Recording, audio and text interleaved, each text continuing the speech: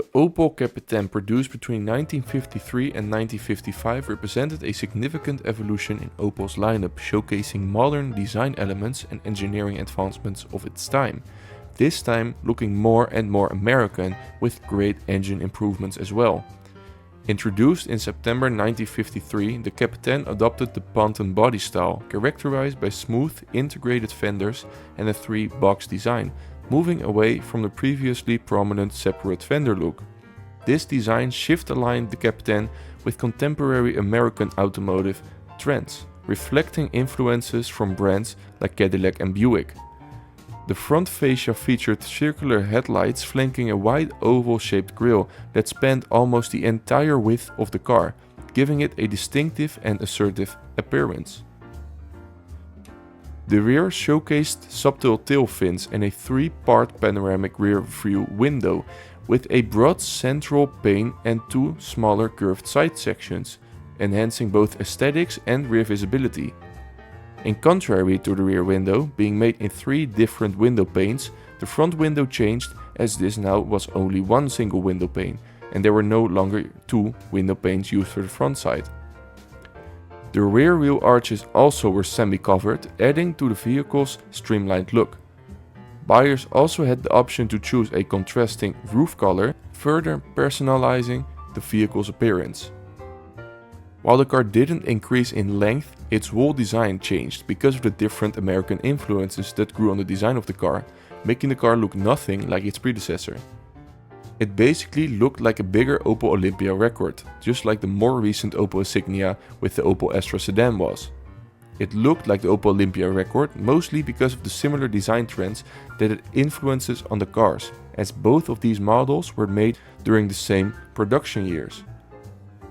Inside, the Kapitän offered a refreshed dashboard design featuring a two-spoke steering wheel with a central horn and three instrument cluster providing essential driving information.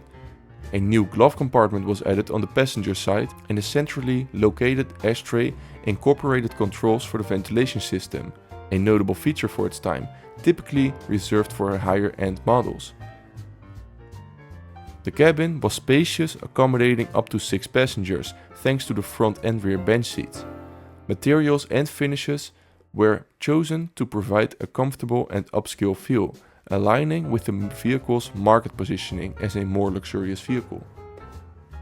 Under the hood, the Kapitän was powered by Opel's same 2.5-liter inline-6 overhead valve engine. Initially, this engine was basically the same as in the previous generation, but this time it gained 8 Nm of torque and 10 horsepower, now producing 68 horsepower and a torque of 160 Nm.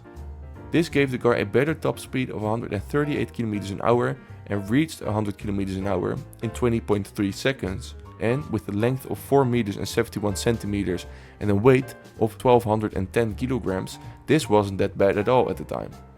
The car still, just like before, featured a 3-speed manual column shifter, with the second and third gear being synchronized.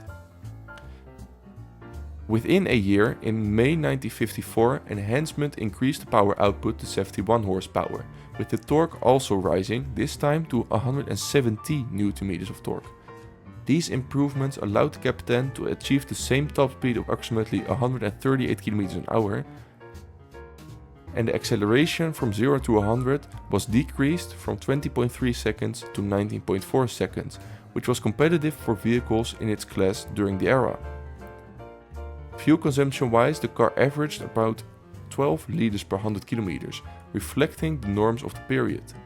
The consumption actually was quite decent for the time and was actually a bit higher than the previous generations, but the car had more power.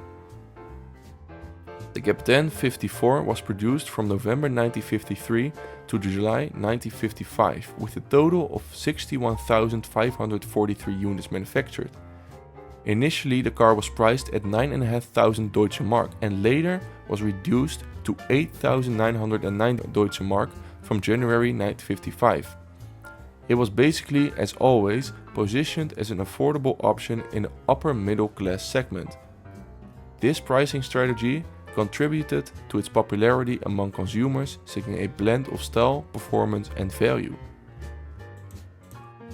In the European market, the Kapitän faced competition from models like the German Borgward Hansa 2400, a car that was basically a bit more advanced than the Kapitän, but this car had some reliability issues. This car also was a luxury car and was produced between 1952 and 1959, being powered by a 2.4-liter inline-6 that produced more power than the Kapitän, as this was 82 horsepower, giving the car a higher top speed of 140 km an hour and the 0 to 100 time of around 90 seconds, being very similar to the specifications of the 1953 to 1955 Opel Kapitän. But this model wasn't as big of a success as the Opel Kapitän, as production numbers were much lower than the Kapitän. The 1953 to 1955 Kapitän succeeded the pre-war models and the immediate post-war versions that had more conservative designs. Its successor, introduced in 1955, featured minor facelifts, including a smoother hood and a grille with vertical bars, replacing the previous shark mouth design. The rear fenders were also updated with small fins, and the engine output was also increased to 75 horsepower.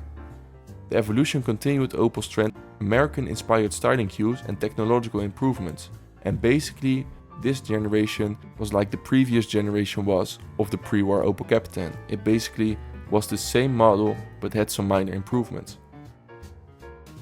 The Kapitän stood out for its combination of American-inspired design and German engineering.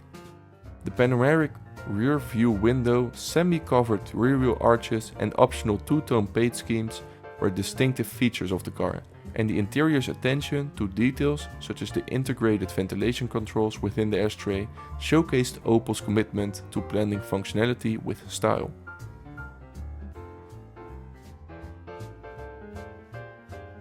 Thanks for watching this video. To be able to upload more videos in the future, please consider becoming a member on my channel or sending a super thanks on this video. Also, don't forget to like and subscribe for more. Don't forget to check out this playlist with many interesting videos covering various parts of the automotive industry, and I will see you in the next video.